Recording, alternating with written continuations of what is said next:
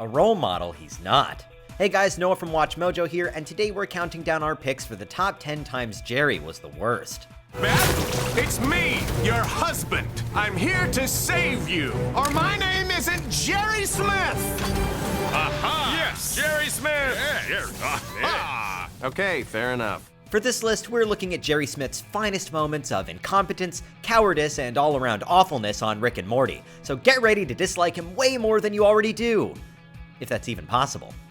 Number 10, refusing to improve. Hey Rick, you got some kind of hand-shaped device that can open this mayonnaise jar? One of the most interesting creatures we've met in Rick and Morty is without a doubt Mr. Meeseeks, a super helpful blue guy that pops up out of nowhere, determined to complete any task you give him.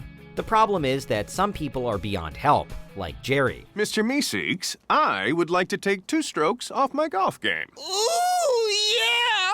Can do! After asking Mr. Meeseeks to help him take 2 strokes off his golf swing, Jerry gets frustrated and very easily gives up, seemingly uninterested in the fact that failing to let Mr. Meeseeks help him goes against a Meeseeks life purpose. You know what, Mr. Meeseeks? I don't think this is working. I give up. I'm sorry, Jerry, but it doesn't work like that! But not to worry, Mr. Meeseeks summons backup, and soon Jerry is fighting off an entire army of distraught blue men. Excuse me, I'm a bit of a stickler, Meeseeks. What about your short game? Oh my god. Number 9, locking Beth out of the car. You're not in any of my photos, Mr. Poopy Butthole. Well, what do you know about this? You're not in any of mine. Okay, so this one is pretty simple. Do not lock your wife out of the car and leave her to suffer a terrible fate. Seriously, it doesn't take an interdimensional traveling father-in-law to know that. This short flashback during a brief moment of reflection for Beth highlights just how cowardly her husband can be. The scene shows a terrified Jerry running from a homeless man with a broken bottle in a parking lot. Jerry bumps into Beth but doesn't bother explaining to her why he's running until he reaches the car and locks himself in safe and sound, leaving his wife to fend for herself. Words of encouragement are not as good as actual help. Get out here and help me! They say you shouldn't do that! Just run! Number 8, mistreating Snuffles. Why are you looking at me? You want to go outside? In a perfect world, all of our pets would be well behaved, but it ain't a perfect world, and sometimes you've just gotta grin and bear it. It seems Jerry, however, doesn't have the patience. Annoyed that their dog Snuffles keeps peeing in the house, Jerry insists that Rick use one of his crazy science things to make Snuffles smarter. And to make matters worse, he says he'll ground Morty if Rick doesn't do what he says. Nice. As with most other things Jerry thinks up, the plan goes terribly wrong and things get dark and violent really fast. Do not call me that. Snuffles was my slave name. You shall now call me Snowball, because my fur is pretty and white. So remember folks, be nice to your dog. You never know when they might get some bionic legs and try to enslave you. Jerry, come to rub my face in urine again. No! Number 7, dumping Kiara. I would never hunt a human. Your father and I are soul bonded. Ending a relationship is never easy, but ending a relationship by pretending that your kids are racist and are making you do it is just about the worst way to go about it. So, of course, that's exactly what Jerry does. Dad, what's going on? We're going to Alaska. What? Why? It's nice there. Also, I broke up with Kiara and she didn't take it well and she wants to murder you two. Struggling to think of a way to break up with his new alien girlfriend, Jerry, as always, decides to take the easy way out and blame someone else. Kiara doesn't take the news lightly, though, and goes on a vengeful rampage, hunting down Morty and Summer. Love hurts, Jerry, but your misadventures in love don't need to hurt your kids. Okay, Kiara, when I told you my kids were bigoted racists who were demanding I break up with you, I lied. If anybody deserves to be telekinetically strangled, it's me. I'm the one who wants to break up. Number 6, hiding while Beth saves the day. Well, I know. I'm ready to try whatever it takes. Which clearly implies that I'm not. There are times for action and times for cowering and fear. When the lives of your loved ones are on the line, we definitely argue in favor of action.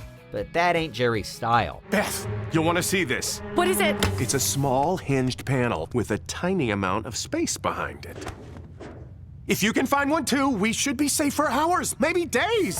When he and Beth are faced with certain death, Jerry comes up with a cunning plan. Hide in a hole in the wall while Beth finds her own hiding spot. You stay put, Jerry. I'll send help if I make it. You don't want to find your own little hatch? Despite this being pretty par for the course in terms of Jerry being a disappointment, it actually proves to be something of a tipping point in the couple's relationship. I believe that if you hide by yourself, you might survive. And I believe I, by myself, have a shot at getting out of here. But the two of us, together, I don't know. Look, maybe the shrink was right.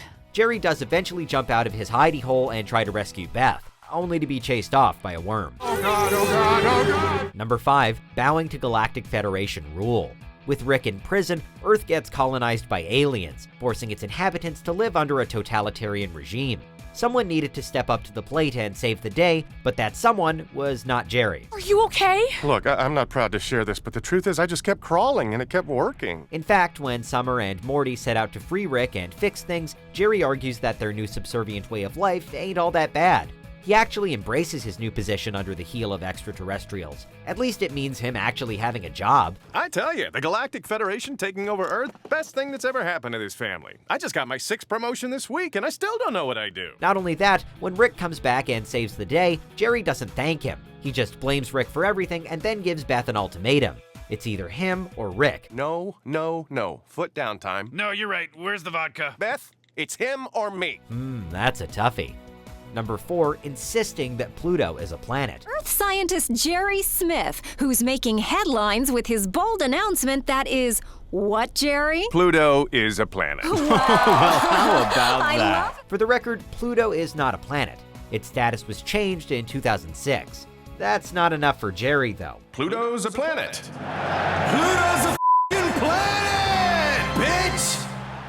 Oh man, this is definitely gonna go to his head. While helping make a solar system model for Morty's homework, Jerry insists that Pluto is a planet, ignoring absolutely everyone who tells him otherwise, even NASA. How about we use a ping pong ball for Pluto, and then Jupiter Actually, I don't think Pluto's a planet. Of course Pluto's a planet, son. I learned that in the 3rd grade. This results in him and Morty being abducted to Pluto to spread the good word. I'm King Flippy Nips, ruler of Pluto. We discovered you quite by accident during routine surveillance of your world. You really gave it to those guys at NASA. Problem is, Jerry's stubbornness only furthers the efforts of corporations on Pluto who are decimating the celestial dwarf by mining plutonium from its core. But a few years ago, your scientists noticed Pluto had gotten so small, they couldn't even call it a planet anymore. Should have been our wake-up call. Only Jerry could turn homework into planetary destruction. Number 3, the Rick rollercoaster incident. Jerry, come on. We gotta go. You gotta come with me, Jerry. Rick? It's important, Jerry. The fate of the galaxy rests on your shoulders. Let's go. It should be abundantly clear by now that Jerry is jealous of Rick. He's jealous of his genius, quick wit, and he hates being belittled by him. And for the most part, yeah, Rick doesn't make much of an effort to hide his disdain for his son-in-law. In this particular episode, however, Rick goes out of his way, at Morty's insistence, to make Jerry feel included. Wait, my son asked you to take me on some kind of pity adventure to keep me from killing myself? Wait, what did you think it was? An execution. No sooner are they off-world, however, than Jerry meets an alien and becomes involved in a plot to kill Rick. He basically got me kicked out of my home, stole my family. Then we are brothers. And you have wondered what your life could have been without Rick. As Rick starts apologizing for his behavior, Jerry starts feeling guilty, but it's too late. Thankfully, Rick can't take care of himself. Number 2, selling out Rick. Sorry, I am not staring at you. I am taking your mugshot. In this episode, surprise, surprise, the world is in danger of being taken over and Rick is at the center of it all. Everyone here is under arrest for crimes against the Federation. After attending a deeply uncool wedding, Rick and the family find themselves on the run from the Galactic Federation, hiding out on a miniature Earth-like planet. Let's go down and check her out. Oh, I thought it was further away. I guess this one's a little small. Sure enough, Jerry quickly concocts a plan to save his own butt. He suggests, hypothetically of course, that they just turn Rick in, all while Rick is listening to his betrayal under the floorboards. Why are we doing this? For someone that would never do anything for anyone but himself. That's not the point, Dad. We love Rick. For the most part. Afterwards, Rick even decides to bow to Jerry's wishes, knowing that it's best for the family. But that doesn't change the fact that it was an incredibly low move on Jerry's part to even suggest it. We're gonna do whatever Rick wants, whenever he wants. Yes! Why? Because I don't want him to leave again, you dumb asshole! Before we continue, be sure to subscribe to our channel and ring the bell to get notified about our latest videos. You have the option to be notified for occasional videos or all of them. If you're on your phone, make sure you go into your settings and switch on notifications. Number 1, the Shrimply Pebbles debacle. Where am I? Relax, Mr. Smith. You're in an alien hospital. Okay, so this is a long story. but it basically revolves around Jerry donating his male member to save the life of the galaxy's most famous civil rights leader, Shrimply Pebbles. We know nobody wants to lose their bits, but Jerry makes a bad situation so much worse. First, he says no, then he changes his mind. But then he has second thoughts, so attempts to back out of it by snooping into Pebbles' medical records in order to destroy his reputation. But after the public decide they hate Jerry, he can't stand not being liked, so he holds doctors hostage and insists they go through with the operation. I mean, jeez, Jerry. Jerry! Dad, what are you doing? I'm a good person. I'm a good person. Where did he get a gun? Who gave him a gun? Do you guys ever start to feel bad for Chris Parnell? I mean, he always plays such sucky characters. I mean, like Jerry on Rick and Morty, Cyril on Archer, countless others. Anyways, what do you guys think? What's the worst Jerry moment on Rick and Morty? Let us know in the comments below and check out more great content from WatchMojo here.